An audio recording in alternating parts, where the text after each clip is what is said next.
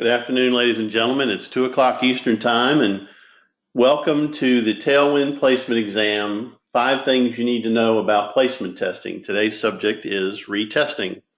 And as I said earlier, you all will be listening to Dr. Jim Wallach and Dr. Sonia Sedeby, both from the University of Wisconsin Center for Placement Testing. They are very instrumental in putting together the Tailwind Placement Exam program.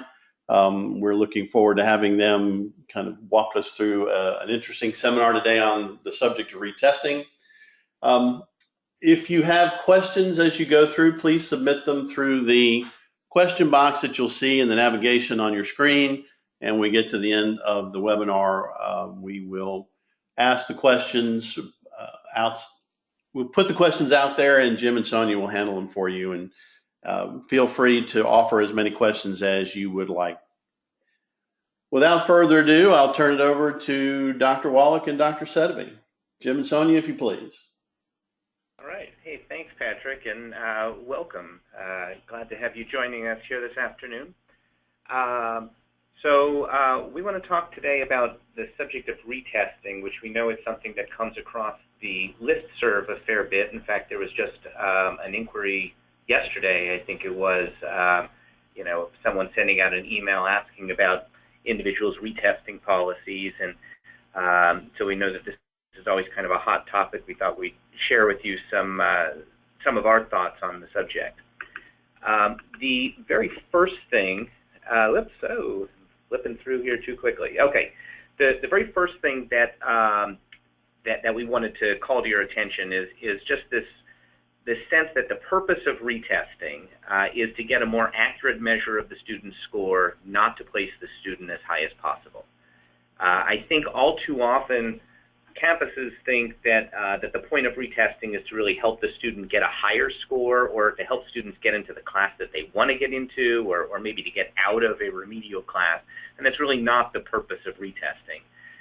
If we sort of subscribe to this philosophy that the purpose of all testing is to get an accurate, valid indicator of what the examinee knows and can do, then the purpose of retesting really ought to be to improve the accuracy of the student's score. So if that's true, then retesting is really only something that comes into play when we have reason to question the validity of the initial score. And Sonia will talk about that a little bit more, about the types of situations in which we might have reason to question the validity of the initial score. But for now, we can simply say that we believe the person's score might not be accurate.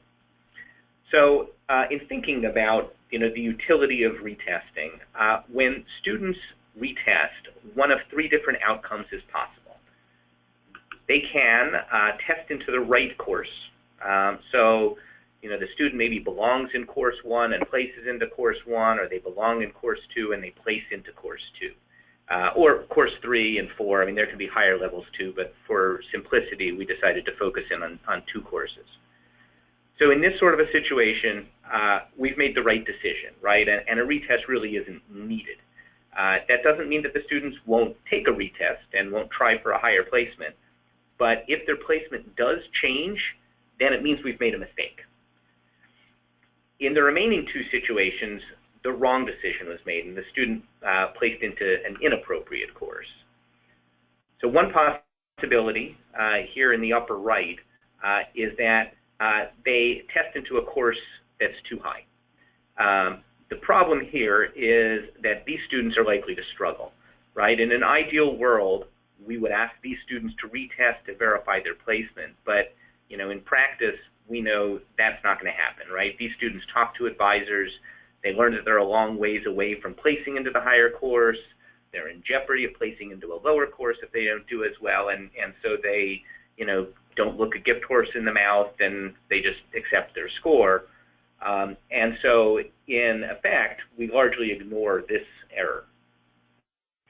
The final outcome, though, in this bottom left-hand corner, is that students test into a course that's too low.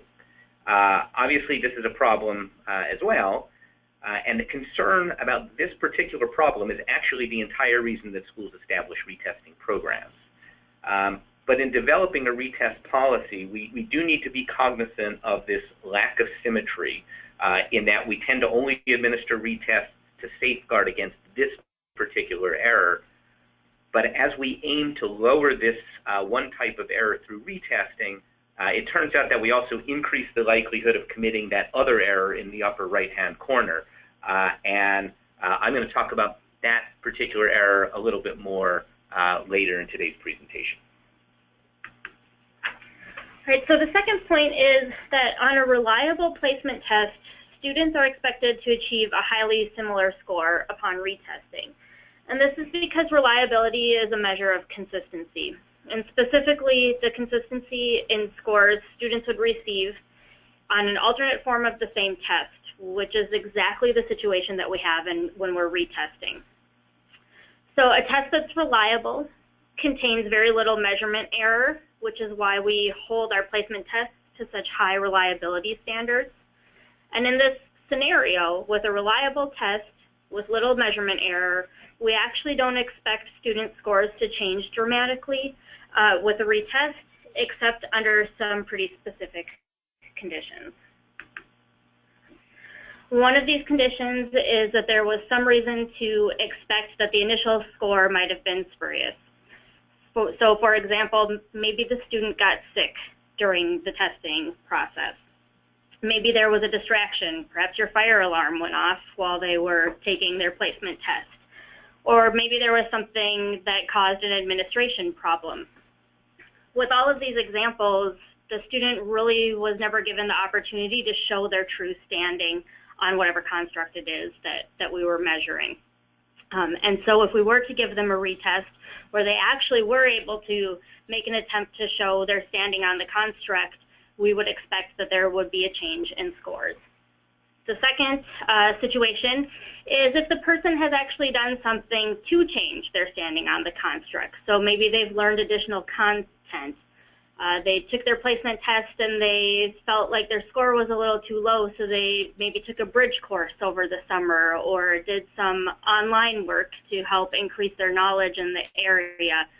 In this instance, we would also expect a change when they took the retest because they did something to actually increase their knowledge, skill, and ability level on what it is that we're measuring.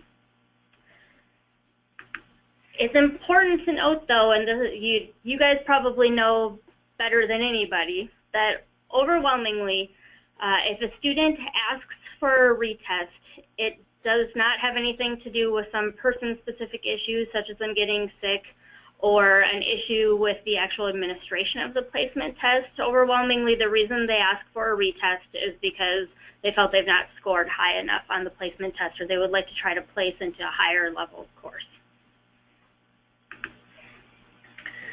The third point that we'd like to make is that each retest opportunity effectively lowers the cut score.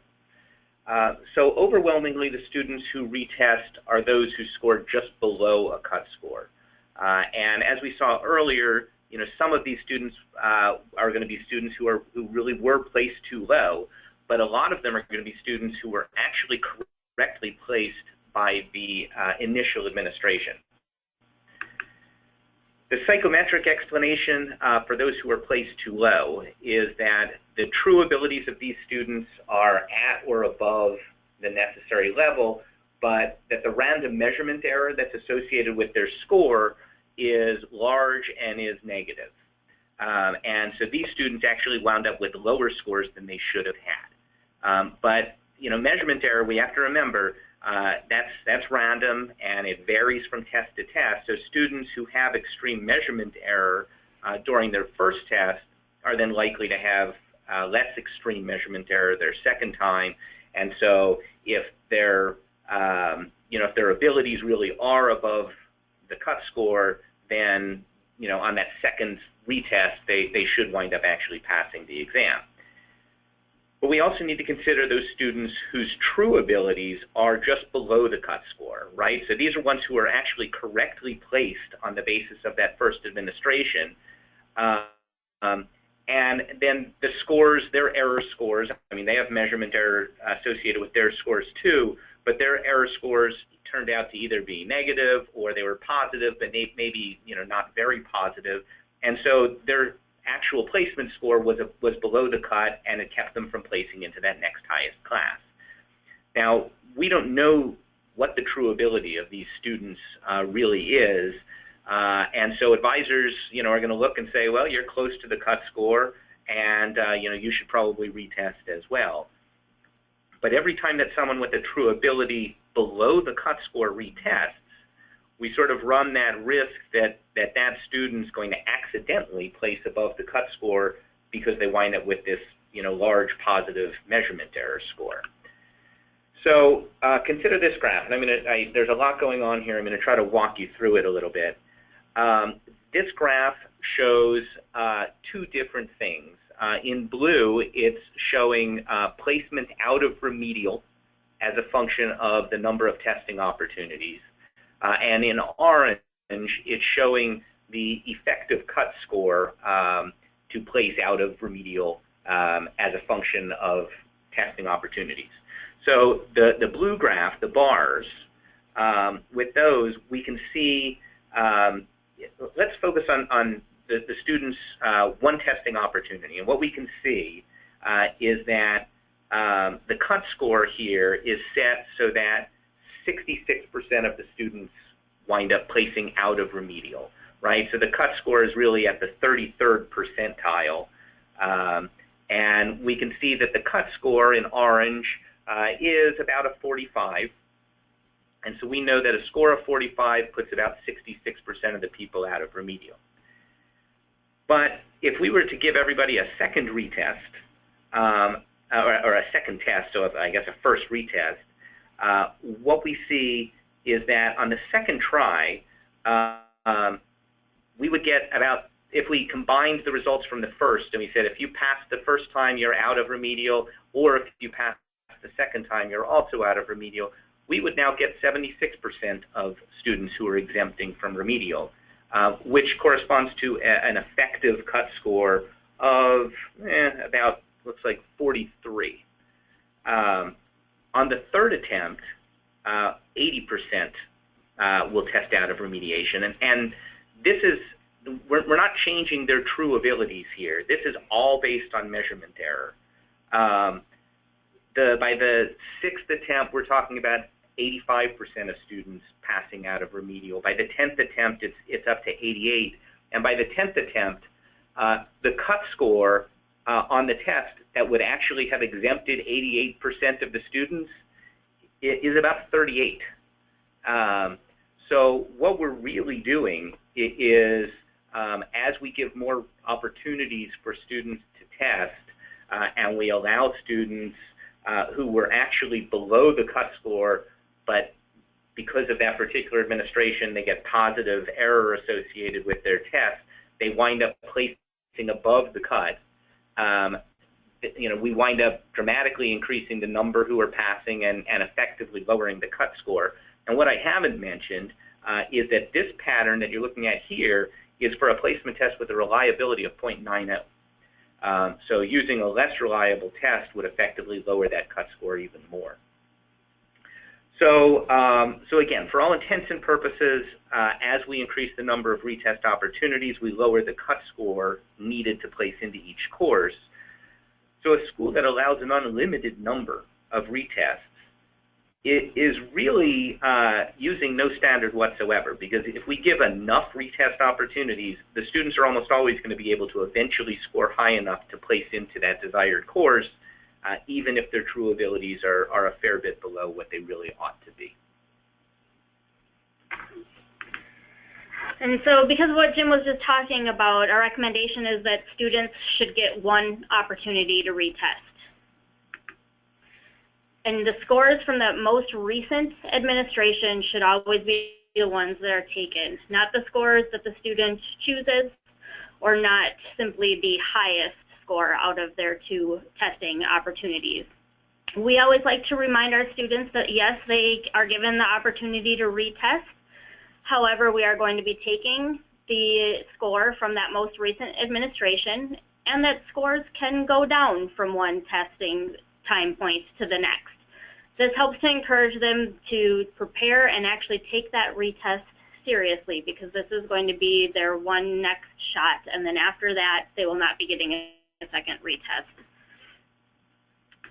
When retesting, students should not take the same form of the exam. They should be taking an alternate equated form so that they're seeing different items, and we're not having to deal with an issue of simply recalling what they saw the first time around. And unless there's a clear administrative issue with the exam, then the students should be required to wait a fixed period of time before allowing to retest. So if there was an administrative issue with the exam, and you have a separate equated form of the test, then there's really no reason to wait to retest, right? The student will be seeing different items, so we're not concerned about recall. The reason why we're questioning their score from the first time around is because there was an administrative issue. So they weren't given the opportunity to show their standing on the construct, not because we think that they are going to do something in between the two testing points to change their standing on the construct or to learn new material. I think here it's important to digress a little bit to talk about what exactly constitutes a first test and a retest.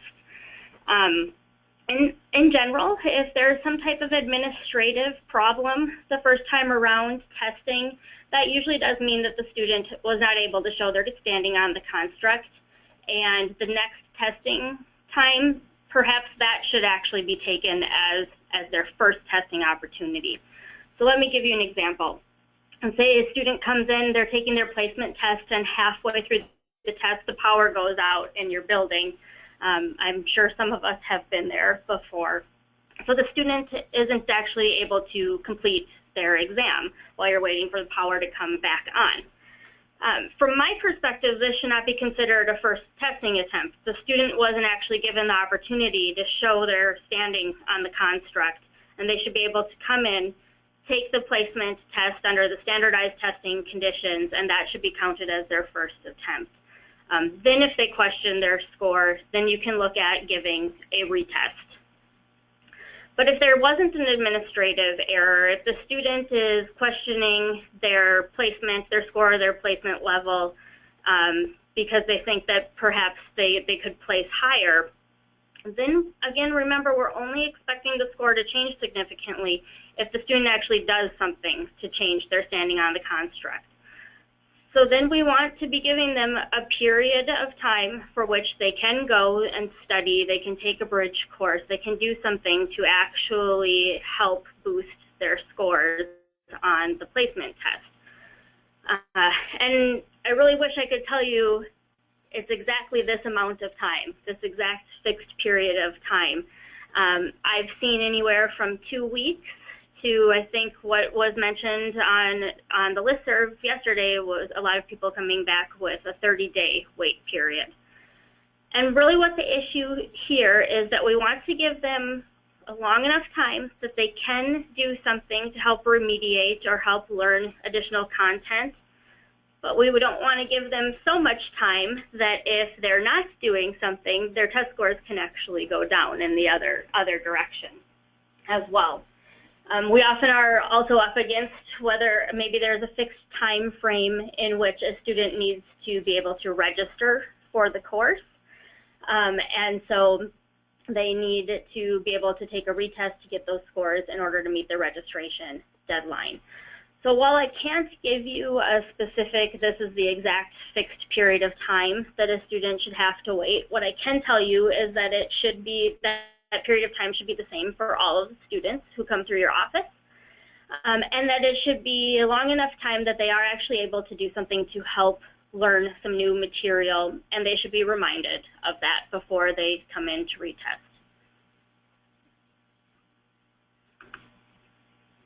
Great. And the last point that we want to make is that test scores should expire after some period of time.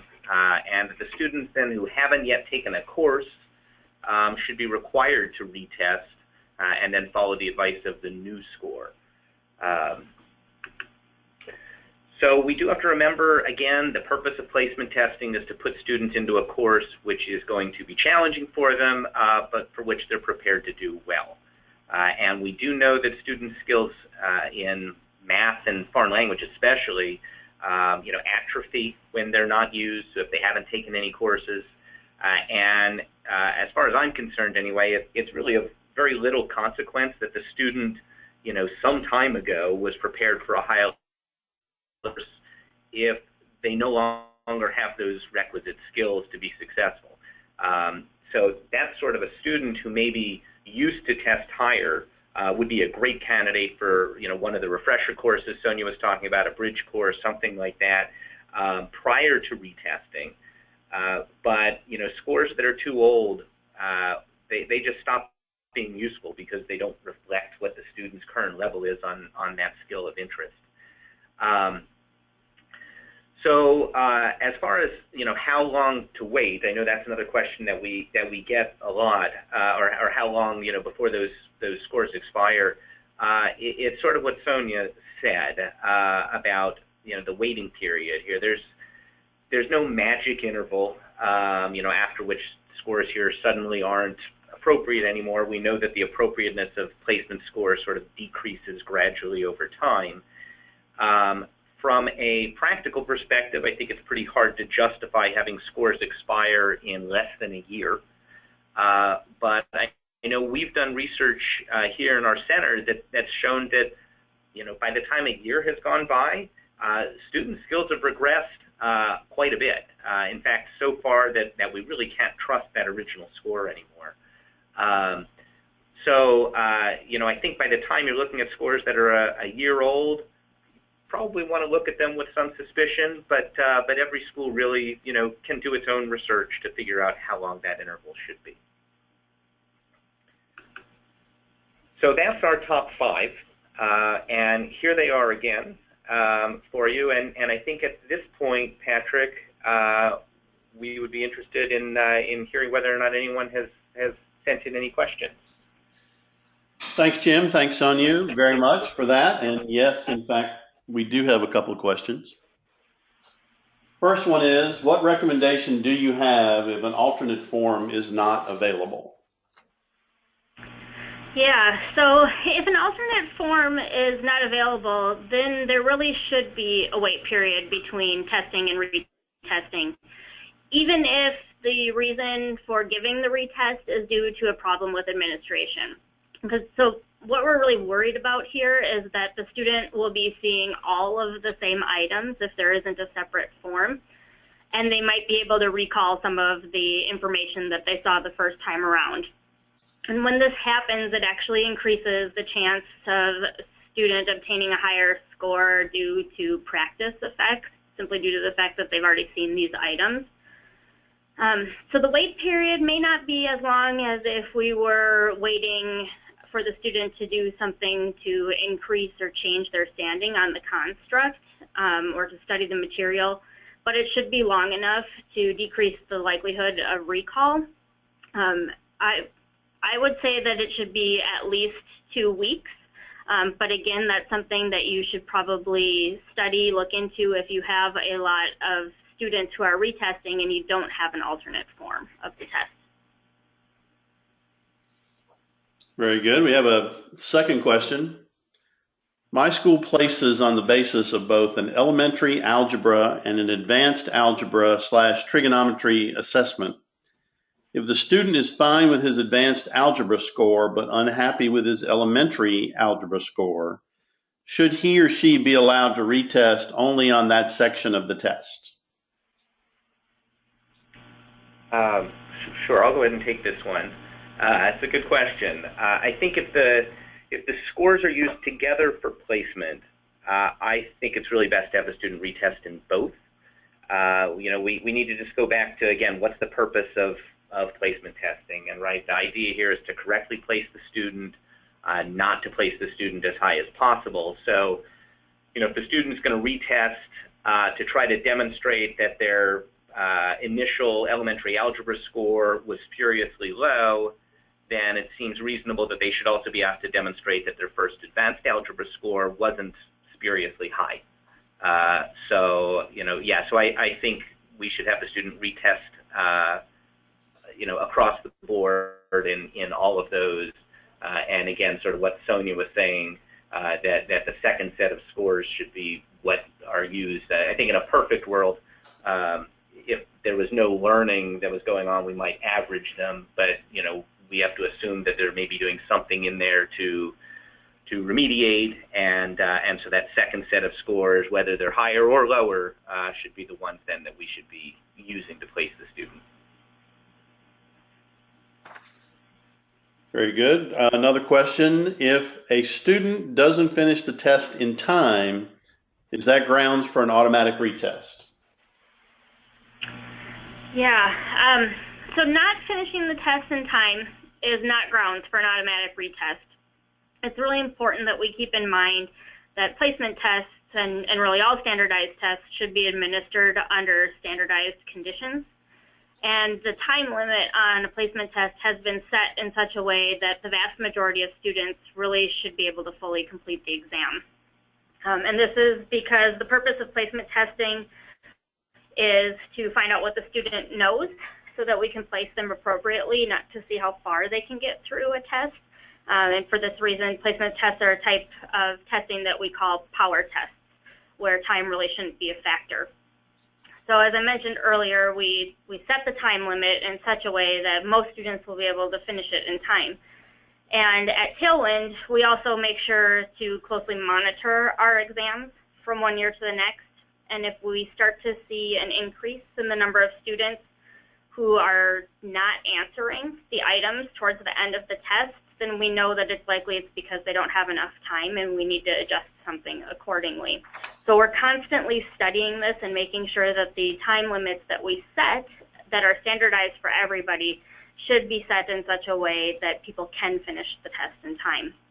And so for these reasons, a student not finishing the test is really not grounds for a retest. Again, the exception here is going to be if something went wrong with the administration that resulted in the student not receiving the full amount of time that's specified by whoever produces or develops the test or what's specified in the technical manual. It's always important when a student calls and is inquiring about placement exams or even when they're there the day of to take their placement exam that we remind them that there is a time limit and what the time limit is, so that they can kind of monitor that throughout the testing period and adjust their pace accordingly as well. Jim, I don't know if you have anything to add. No, that's great. Next question: should retest only be offered to students who just missed scoring into the higher class? And if so, how do you go about figuring out how close they need to be? Yeah, good question.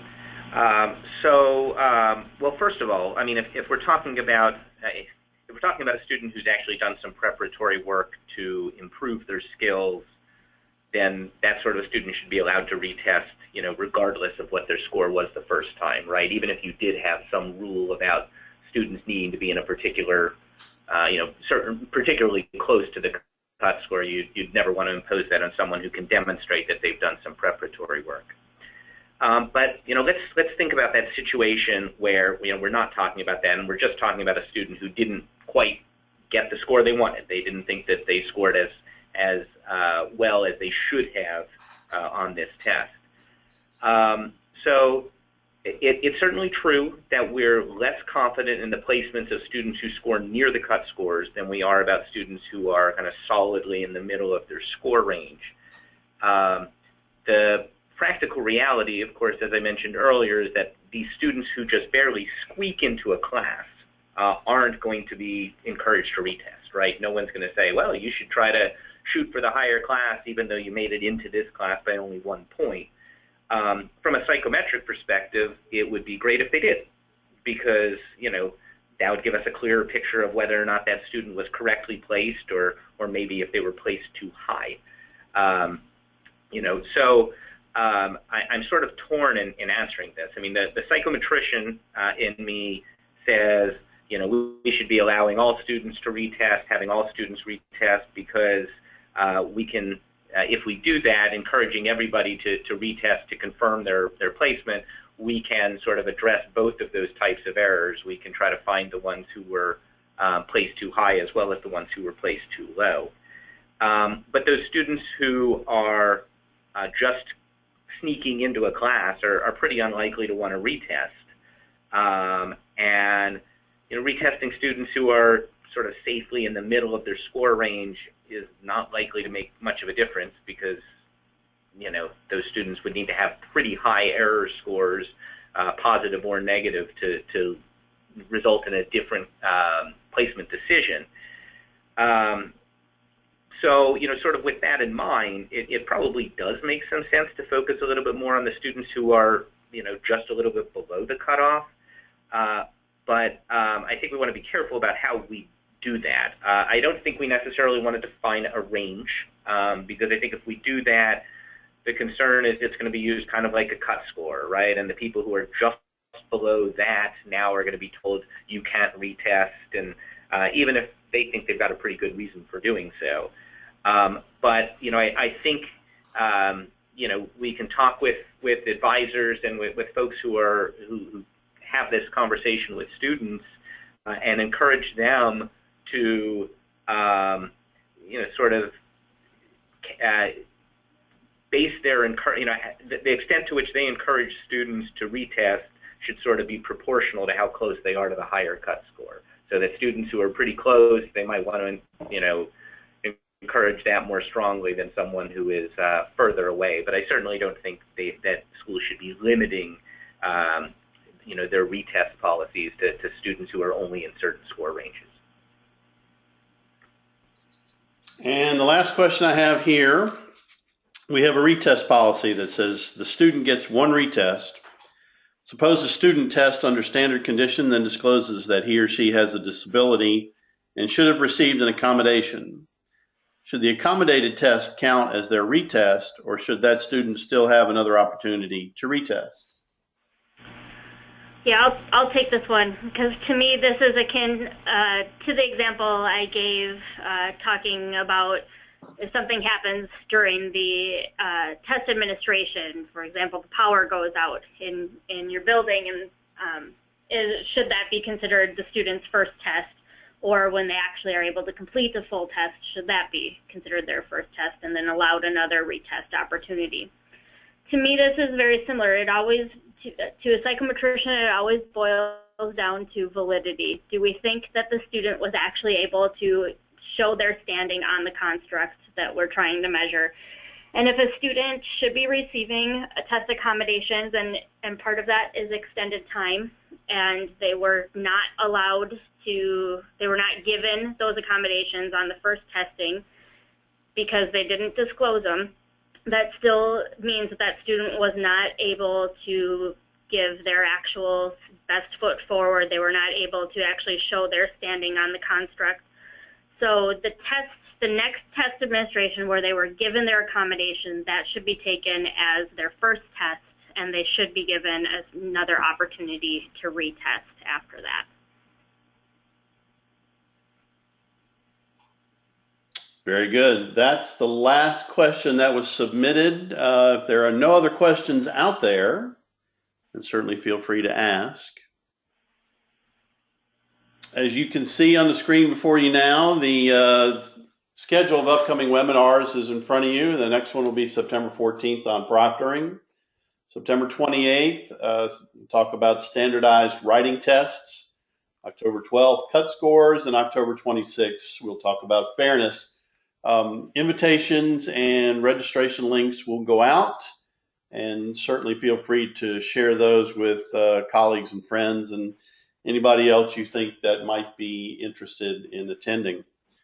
Once again, this is Tailwind Placement Exams. I'm Patrick Flynn. I'd like to thank Jim and Sonia from the University of Wisconsin for leading us through this today. I certainly hope all of you all got something out of this, and we appreciate your time and interest, and we look forward to having you again. If you have questions, Jim and Sonia, their email addresses are right there, and certainly you can look at the tailwindtesting.com site for any questions. We have recorded the webinar, and we will be posting it out there to the Tailwind website, www.tailwindtesting.com.